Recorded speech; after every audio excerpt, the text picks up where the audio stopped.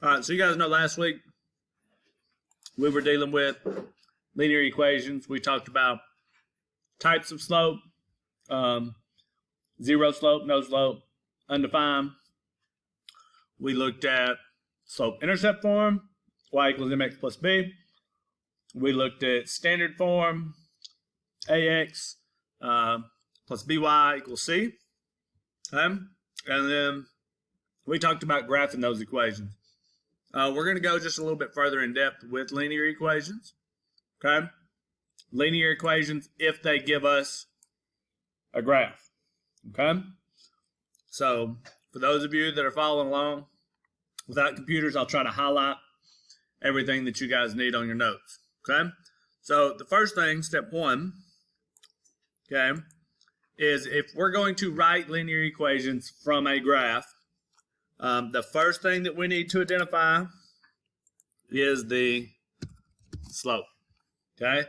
So if we're going to write the equations based off of the graph, the first thing we need to identify is the slope. Okay?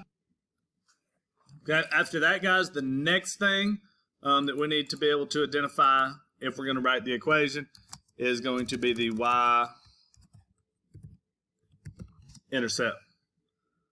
Okay. Now, just a couple notes. I'm gonna add to these just a little bit with a little different color. Remember, guys, your slope is your vertical over your horizontal change. Okay, that is your slope. Remember your y-intercept. It's where the graph crosses the y-axis. Okay? So I know we all forget sometimes. I forget sometimes. But just remember, guys, those two things. Remember your slope. It's your vertical change over your horizontal change. Okay? These two match up. And then your y-intercept is where your graph crosses the y-axis. Okay? Those are just a little too extra. Just some reminders. All right, so we first identify the slope, and then we identify the y-intercept. Step two is write the equation in slope-intercept form, which is y equals mx plus b. Okay? Now, for today's assignment, guys, we also have a third step, which we're going to look at. Okay? So we have step one. We have step two, which is write it. The equation in slope-intercept form, which is basically substitute in the slope and substitute in the y-intercept. And then for today's assignment, like I was saying, guys, step three, okay, that is going to be, we are going to add 2 additional points if possible, okay? So I'm going to adjust that just a little bit. So add 2 additional points if possible, okay, to the graph.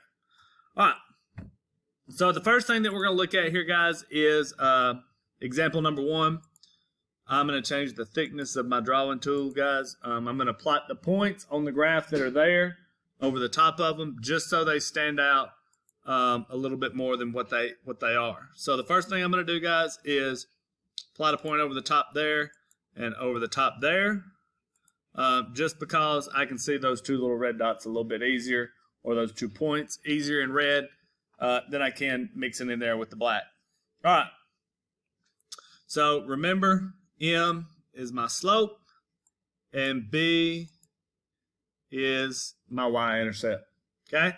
So based off of what it told us, guys, step 1, we've got to find the slope, which is a vertical change over a horizontal change. So M equals, we have my vertical change in between the 2 points or the 2 coordinates, 1, 2, 3. And my horizontal change is 1. So we have 3 over 1.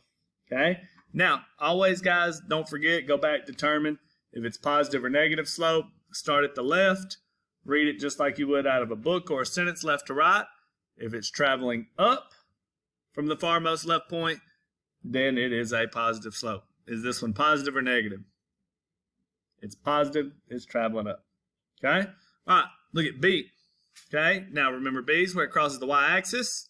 Do not forget, guys, start at the origin, and then we will count our units from there. So that right there, guys, that, just a little note, that is the origin. Remember 0, 0, and then we'll count down each of those units to find where it crosses the y-axis. And 1, 2, 3. So my y-intercept is -3.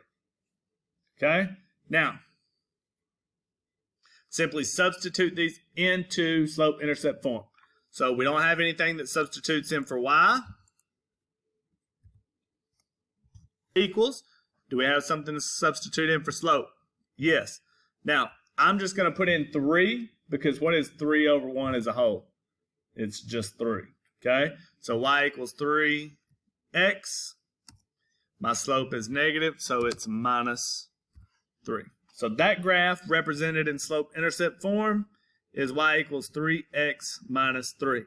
Now, based on the directions, guys, we're going to add 2 additional points. It doesn't matter what ends of the graph that they added on, but we're just going to do that based off of the slope. So I'm going to start with this point right here. We're going to rise 3, 1, 2, 3, run 1, and it's going to go right there. Now, we can't add it to the front of this one, so we'll add it to the back. 1, 2, 3, and 1 right there. Okay? Now, those are off just a little bit, but I think it's because that point right there is not necessarily perfectly aligned on the axis. Okay? All right, let's look at number 2 real quick. Again, back to the steps that we've got. The first thing that we need to do is find the slope. Okay, so we have a coordinate here, and we have another coordinate right there. So my vertical change is 1, 2, 3. Horizontal change is 2. So that's going to be 3 over 2. But now the slope of this line or this graph, is it positive or negative? It's negative. Start at the farmost left point. It's traveling down. So make sure that we put that negative sign right there in front of my slope. Okay? Now, next thing that we're going to look at, the y-intercept. Don't forget, from my origin, see where the graph crosses the y-axis, and that's at +2. So my y-intercept is just 2. Now, go to substitute these into the equation, or slope-intercept form. We have y equals, my slope is -3 over 2. And then my y-intercept is positive, so that will be +2. So -3 over 2, x plus the 2. Okay? Now, add those 2 additional points. So from here, we're going to rise 3, 1, 2, 3, and over 2, 1, 2. Place my point there. Can't add any more in that quadrant, so we'll add some to the fourth quadrant. So 1, 2, 3, 1, 2, and place it right there. All right, so we're going to skip over number 3 real quick and go to number 4. One about just adding some points just to one side. So the first thing that we need to look at, guys, 1, find the slope. Now, you don't have it here, but my suggestion would be come right over here and put m equals. Then we can substitute in the slope. And then come down right here, b equals, just for a visual. Okay, just so you guys can see. And we don't have to do that mentally. Okay? So here, if we're looking for the slope, guys, remember vertical change. So we're going to rise 1, 2, 3.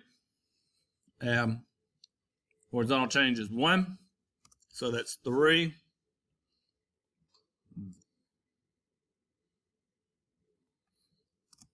So that's 3 over 1. But now the path of this graph, the type of slope that it is, you can start at the left and see it's working down. So don't forget that is a negative slope. Okay? Now, looking here at the y-intercept. Looks like it crosses at a +1.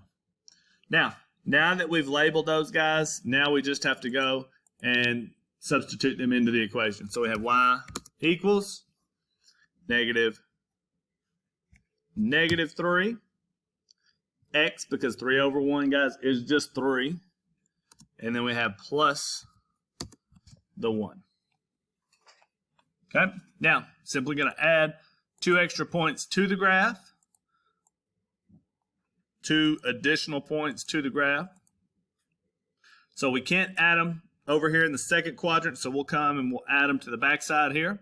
So 1, 2, 3, 1, plot a point right there, and 1, 2, 3, and plot a point or a coordinate right there. 2 of those points on the back side.